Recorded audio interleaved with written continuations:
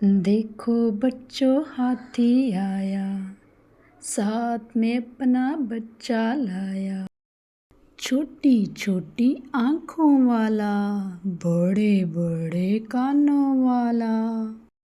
सूंड से पानी पीता है, चिड़ियाघर में रहता है।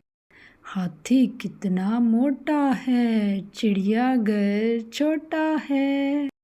देखो बच्चों हाथी आया, साथ में अपना बच्चा लाया।